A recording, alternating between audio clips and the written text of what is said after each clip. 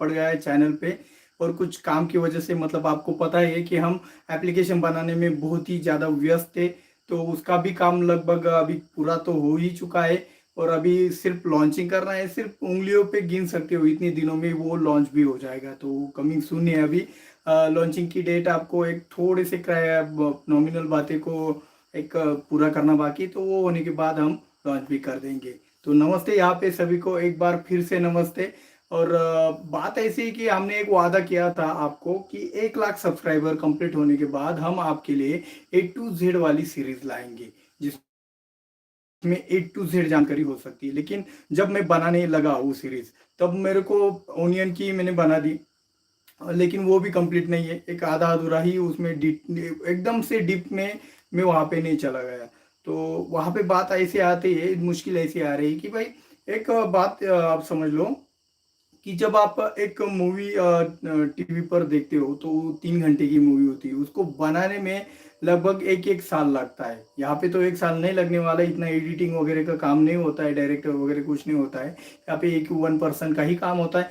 लेकिन उसमें भी हम अगर डीप नॉलेज अगर देने जाते हैं तो वहाँ पे एक दिक्कत ऐसी आ रही है कि भाई पहले पॉइंट्स को नोट करो, कौन कौन से पॉइंट कवर करने हैं, फिर उसके बाद शूट करो, उसके बाद एडिटिंग करो। इसमें बहुत सारा वर्क जा रहा था। तो मैंने सोचा कि भाई एक हमने तो वादा किया था 1 लाख सब्सक्राइबर के ऊपर आपको A to Z वाली जानकारी जरूर देंगे। और भाई जो पुस्तकों में लिखी है या फिर आपको ऑनलाइन वेबसाइट के ऊपर भी मिलती है, ऐसी जानकारी फिर से देने से आपका कोई फायदा नहीं है। वो घिसी पिटी जानकारी देने से कोई मतलब भी नहीं बनता है। हम प्रैक्टिकल और साइंटिफिक नॉलेज देने पे आपके लिए जोर देते हैं। तो यहाँ पे हम क्या कर रहे हैं कि एक वेबसाइट बनाई ही है हमने पहले से, वो पुरानी वाली वेबसाइट पड़ी है हमारी www.annanirmata.com। तो हम उस वेबसाइट के ऊपर अभी मैंने एक मिर्च का A to Z वाला लिखने का प्रयास किया है। वो भी पुराना ही है, लेकिन फिर भी उसमें ज़्यादा से ज़्यादा वीडियो से भी ज़्यादा नॉलेज डालने का प्रयास किया है। तो कल वो मैं आपके लिए पब्लिश कर दूंगा, आप वो देख लेना भाई कि वीडियो से ज़्यादा आपको वो अच्छा लगता है या नहीं। देखो भाई A to Z वीडियो में जब आपको जानकारी मिलती है तो आप कुछ पॉइंट लिखते वक्त आपको वो वीडियो आगे पीछे लेना पड़ता है। और उससे अच्छा अगर वही जानकारी आपको अगर लिखित स्वरूप में मिल जाए तो आप देख सकते हो कि भाई यहाँ पे कौन कौन सा पॉइंट है, कहा आप साइलेंट से यानी कि एकदम शांत दिमाग से भी वो पढ़ के समझ सकते हो। तो वेबसाइट का अच्छा लगता है या फिर यूट्यूब का अच्छा लगता है, ये तो आपके एक्सपीरियंस के बाद ही तय होगा। और फिर भी हम आपको ज़्यादा से ज़्यादा प्रयास कर रहे हैं कि भाई हमने जो वादा किया है A to Z वाला, तो उसके ज़रूर निभाने का वाह मतलब कोशिश तो कर रहा हूँ, लेकिन सफल नहीं हो पा रहा हूँ। क्योंकि इसको आप ये कह सकते हो कि भाई मैं यहाँ पे इस फील्ड में नया हूँ, या फिर मेरा प्रैक्टिस कम पड़ रहा है, या फिर हमारे पास मैन पावर भी नहीं है, एक अकेला क्या कर सकता है। तो फिर भी हम यहाँ पे रोने का काम नहीं करेंगे, हम करके दिखाने का काम करते हैं। जो भी सब्सक्राइबर पुराने जिन्होंने 1000 सब्सक्राइबर से पहले ये चैनल सब्सक्राइब किया था, वो सब्सक्राइब करने से वो जब उन्होंने सब्सक्राइब किया था तब उन्होंने इस चैनल के ऊपर जो भी वीडियो की क्वालिटी देखी थी और अब की जो वीडियो की क्वालिटी है, जमीन आसमान का फर्क है। हम अपडेट करते रहते, ज़्यादा स्किल डेवलपमेंट के ऊपर मतलब भरोसा करते और ज़्यादा से ज़्यादा जानकारी आपके लिए देने की कोशिश करते। और ऐसी ही कोशिश अब A to Z में भी हम दम लगाने वाले। और उसी के साथ साथ एक और खुशखबरी यही कि अभी सिर्फ आप उंगलियों पे गिन सकते हो, इतने दिनों में ही आपका अन्न निर्माता का एप्लीकेशन लॉन्च होने वाला है, जो कि किसानों के लिए और दुकानदारों के लिए सिर्फ मुफ्त रहेगा। उसमें कुछ भी प्रोडक्ट की जानकारी नहीं होने वाली है, फसलों की जानकारी नहीं होने वाली। उसमें सिर्फ और सिर्फ आपको कौन सी दवाई कहाँ पे कौन से दाम पे मिल रही है और कौन सी शॉर्टेज वाली दवाई किस दुकान में मिल रही है, ये सब जानकारी मिलने वाली है। वो भी बहुत ही ज़्यादा महत्वपूर्ण रहता है दुकानदार के लिए, अगर वो कैश कैश बिजनेस कर रहा है, और किसानों के लिए, या फिर वो किसानों के लिए ऐसा कि भाई कोई शॉर्टेज प्रोडक्ट है वो अगर मार्केट में नहीं मिल रहा है तो उसको ज़्यादा एक से दूसरे गांव में ढूंढना पड़ता है, तो वो आसानी हो जाती है। तो उसके लिए ये एप्लीकेशन है, ज़्यादा से ज़्यादा लोग जरूर उठाएगा, ज़्यादा से ज़्यादा लोगों में आप ये एप्लीकेशन जरूर पहुंचाएगा। अभी एक कुछ ही दिनों में हम उसे लॉन्च भी करने वाले हैं।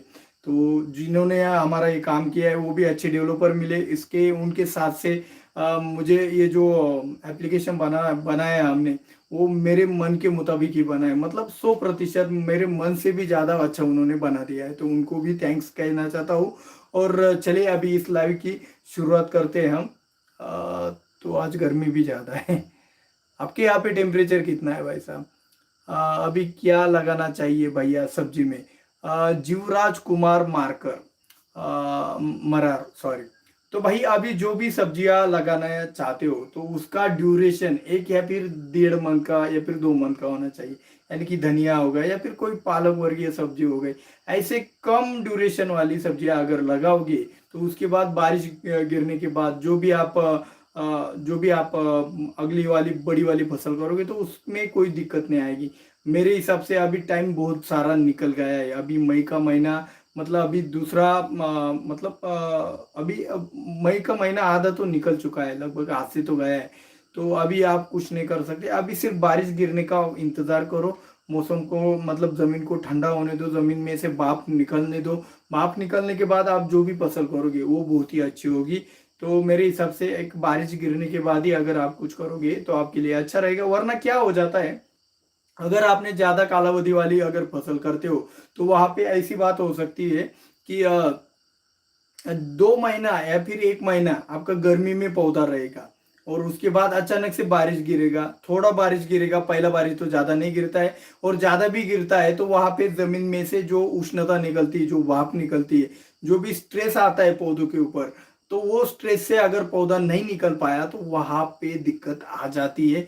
पौधा अच्छे से, आपको पता है, अगर जिसका अर्ली प्लांटेशन होता है, गर्मी में प्लांटेशन होता है, अगर वो वो उस तनाव को अच्छे से टैकल नहीं कर पाया, उससे अच्छे से ट्रीटमेंट नहीं दे पाया, तो वहां पे वो दिक्कत और भी ज्यादा बढ़ जाती है। उसकी फसल तनाव में चली जाती है और उसका प्रोडक्शन डाउन हो जाता है।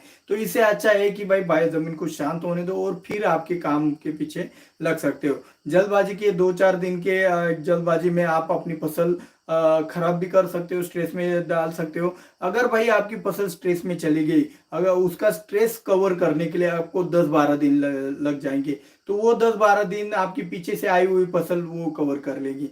तो इससे अच्छा है कि भाई अच्छा सा मौका देकर अगर आप प्लांटेशन करते हो, क्लाइमेट का अच्छे से आप अनुमान लगाकर अगर प्लांटेशन करते हो तो और भी अच्छी बात हो जाएगी। तो मेरे हिसाब से आपका जीवराज जी, आपके सवाल का जवाब मिल चुका है। कृषि मित्र राजू, नमस्कार सर, नमस्ते भाई साहब, सब नमस्कार कर रहे हैं। नमस्कार भाई साहब, SP creation. Sidhu agro farm, नमस्कार सर, कैसे हो आप? भाई मैं तो ठीक हूँ, आप कैसे हो बताना, बहुत दिनों के बाद हालचाल मैं भी आपसे पूछ रहा हूँ। तो सर मेरा शिमला मिर्च में फूल झड़ रहा है, क्या यूज करें? उसमें एक सप्ताह पहले एम्बिशन दिया है। तो देखो भाई, फूल क्यों गिरते हैं पहले ये कारण हम समझेंगे, और उसके बाद हमें करना क्या है, किस कारणवश आपका फूल गिर रहा है ये आपको पहले समझना होगा, फिर ट्रीटमेंट चालू करना होगा। इससे क्या होगा, आपको ट्रीटमेंट का पूरे का पूरा एक रिजल्ट मिलेगा। तो पहला पॉइंट ये है कि भाई आपका फूल गिरने का सबसे बड़ा कारण आपका अभी का जो मौसम चल रहा है बहुत गर्मी का है। मतलब अभी देखो रात का समय है, फिर भी इतना पसीना आ रहा है कि पूछो मत। मतलब टेम्परेचर हाई, तो हाई टेम्परेचर में फूल गिरते हैं। तो टेम्परेचर के कारण अगर फूल गिरते होंगे तो आपकी जमीन में पर्याप्त मात्रा में नमी होनी चाहिए। अगर आपकी जमीन हल्की है तो वहां पे आप एक सिल्वेट हो गया, ब्रेक थ्रू हो गया, अपसाइटी हो गया, या फिर कुछ भी जो भी एग्री 82 हो गया, तो ऐसी स्टैंडर्ड लेवल की स्टिकर जो आते हैं आपके मार्केट में, तो उसका इस्तेमाल आप जमीन के माध्यम से करके जमीन में अच्छी तरीके से नमी बनाए रख सकते हो। दूसरा तरीका यह कि उस तनाव में से निकालने के, तापमान के तनाव में से निकालने के लिए आप सिलिकॉन, ग्रीन मिरेकल, आप सिएप्टन का भी इस्तेमाल कर सकते हैं, जो कि एंटी स्ट्रेस के रूप में बहुत ही अच्छे माने जाते हैं, मेरे नज़र से माने जाते हैं। आपकी नज़र में कोई और भी अच्छा इससे बढ़िया वाला प्रोडक्ट है तो आप एंटी स्ट्रेस के रूप में उसका भी इस्तेमाल कर सकते हैं। तो एंटी स्ट्रेस से हम क्या करेंगे, जो फसल के ऊपर जो आपका टेम्परेचर का तनाव आए उसको पहले बाहर निकाल लेंगे। उसके बाद अगर आपने बोरॉन का एप्लीकेशन नहीं किया होगा, बेसिक है, बोरॉन नहीं दिया होगा तो बोरॉन दे दीजिएगा।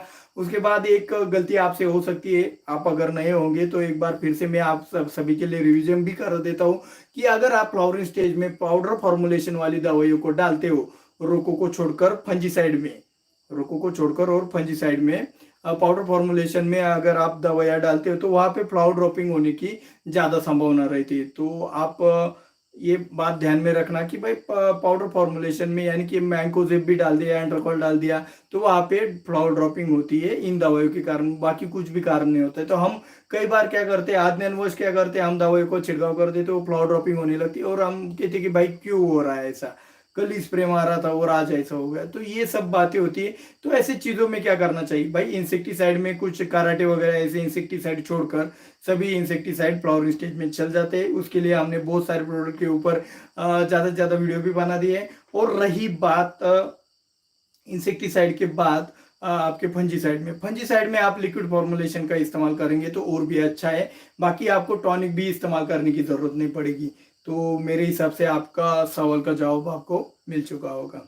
तो सर नमस्कार, बहुत दिनों में आपसे मुलाकात हुई है भाई, मैं भी आपसे बहुत दिनों के बाद मिला हूँ।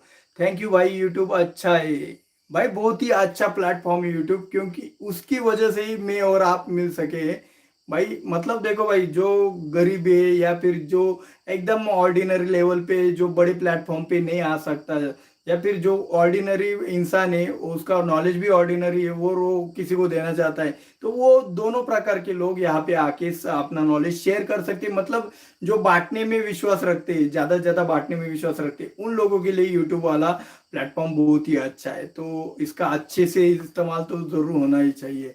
तो धन्यवाद भाई, यूट्यूब को सबसे पहिले धन्यवाद। हॅलो सर, हॅलो भाई साहब, कांदा साठवण यासाठी कोणते पावडर वापरावे भाई? प्याज को स्टोर करने के लिए महाराष्ट्र में डेसिकेटर करके एक बहुत ही अश्वमेध कंपनी की पाउडर आती है, वो भी अच्छी है। एक आपका कांदा स्पेशल पाउडर करके आती है, वो भी अच्छी है।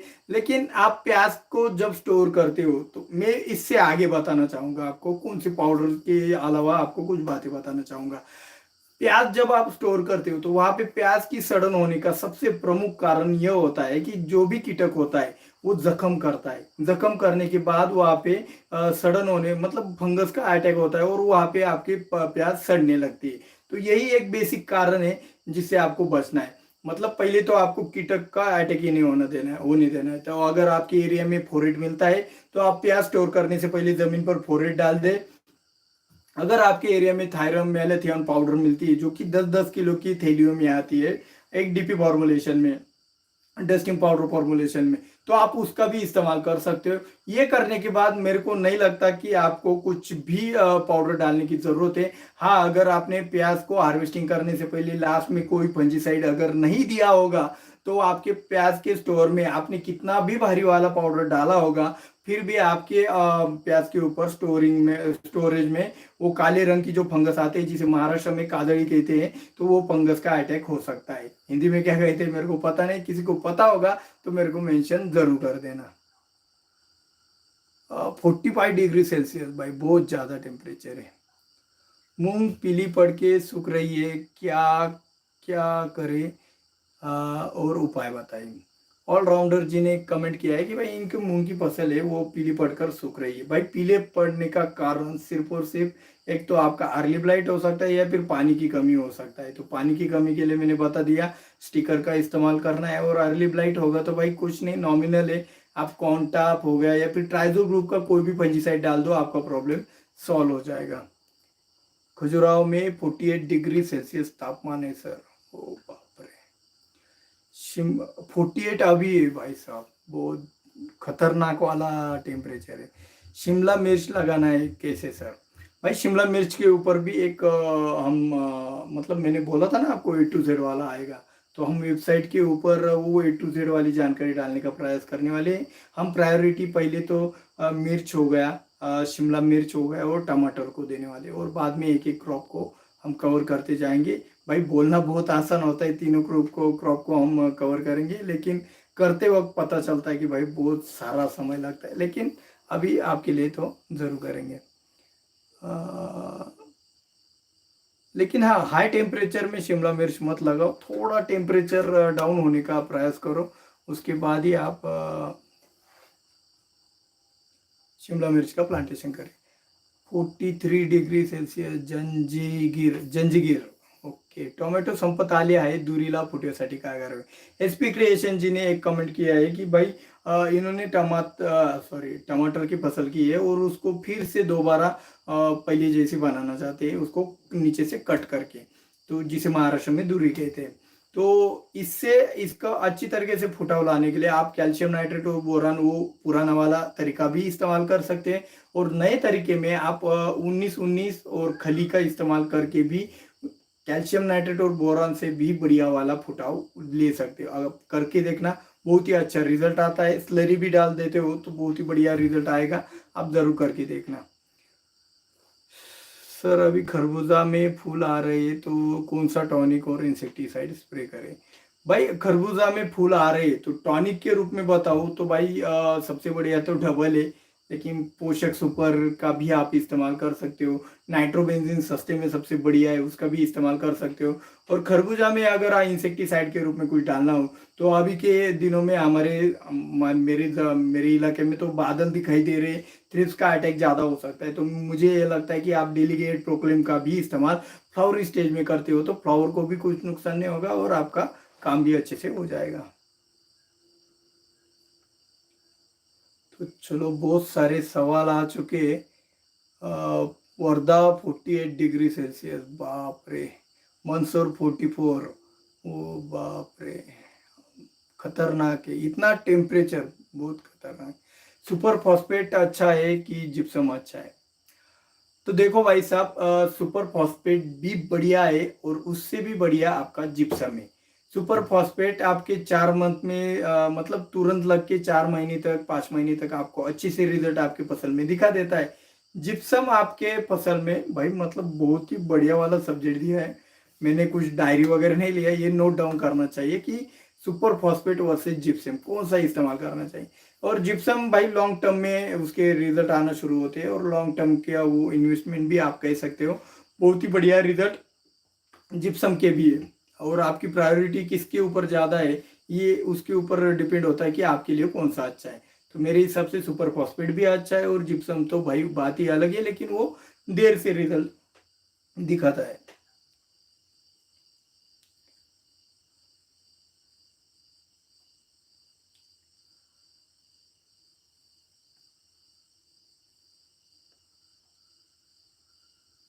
भाई कुछ बांग्ला या फिर कुछ और क्या लैंग्वेज में एक किसान ने कमेंट की है, भाई मैं बांग्ला लैंग्वेज नहीं पढ़ सकता हूँ। सॅम एफ एफ जी ने किया है।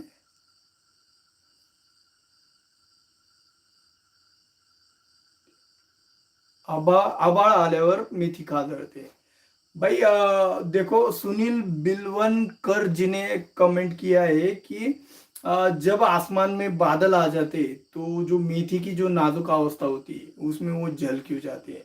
मतलब स्ट्रांग होने के बाद भी वो जलने का कारण यही होता है कि जब देखो भाई साहब, जो भी किसान होते हैं, अभी गर्मी का मौसम चल रहा है तो आपको उदाहरण से समझाना बहुत ही अच्छा जाएगा। जब आप